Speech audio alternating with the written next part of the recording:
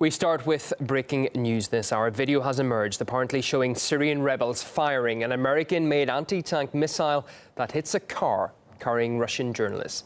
Well, here you can see the moment when a Syrian rebel allegedly fires at the press convoy in Latakia, northwest Syria near the Turkish border. Our correspondent, Roman Kostrov, was in that car. The red line here on the screen shows Roman running for cover. He recounts what happened. Well, I've been receiving not only words of support, but also some food for thought as well. And I believe here's a video that was sent to my Twitter account. It's titled, Jihadists Launch Tow a Journalist. The video shows Syrian rebels. It's firing an anti-tank missile. And the landscape is very, very reminiscent of the one where we came under fire from militants.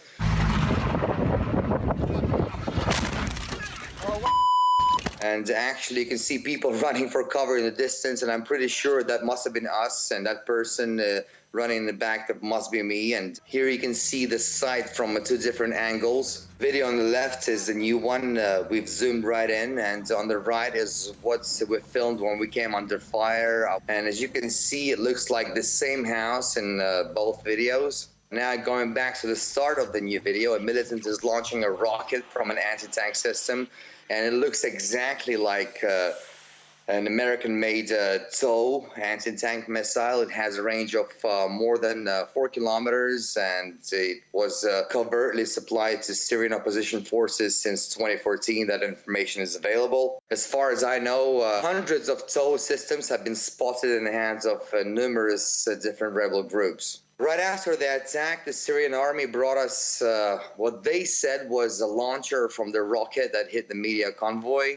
There was 17 of us there. We're all wearing flak jackets. We're all clearly marked as press. And it certainly looks as if it could have been part of a TOW system.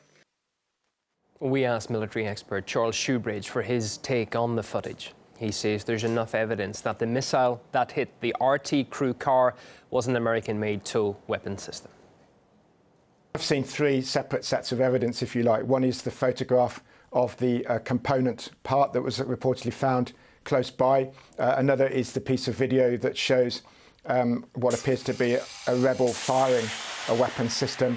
Then, of course, there's allied to that, there's an extra bit of video which shows the weapon striking the ground, and then there's the video from the car of the journalists themselves, which seems to show the strike. All of those are consistent with the use and the near miss by a TOW missile system on the ground.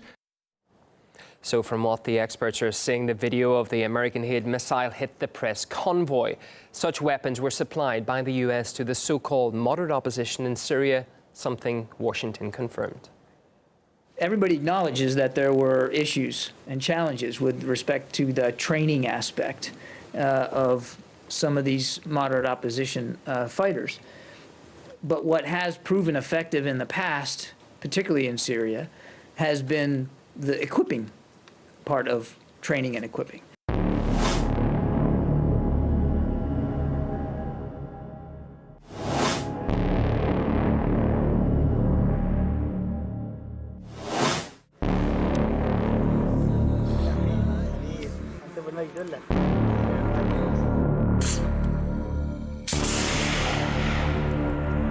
How do Syrian rebels get their hands on TOW missiles? You know, we have, there's any number of ways. First of all, we have supplied some of the Syrian forces that are fighting ISIL in northern Syria. We talked about that before. Michael Malouf, a former security analyst to the US Defense Secretary, told us about the most likely route of the missiles from manufacturer to militant. It's definitely a US-made TOW missile. CIA has been providing this weapon through Turkey to various fighting groups which they've declared to be moderates and which is yet undefined, principally Free Syrian Army, Turkmens, and it's also financed by the Saudi Arabians.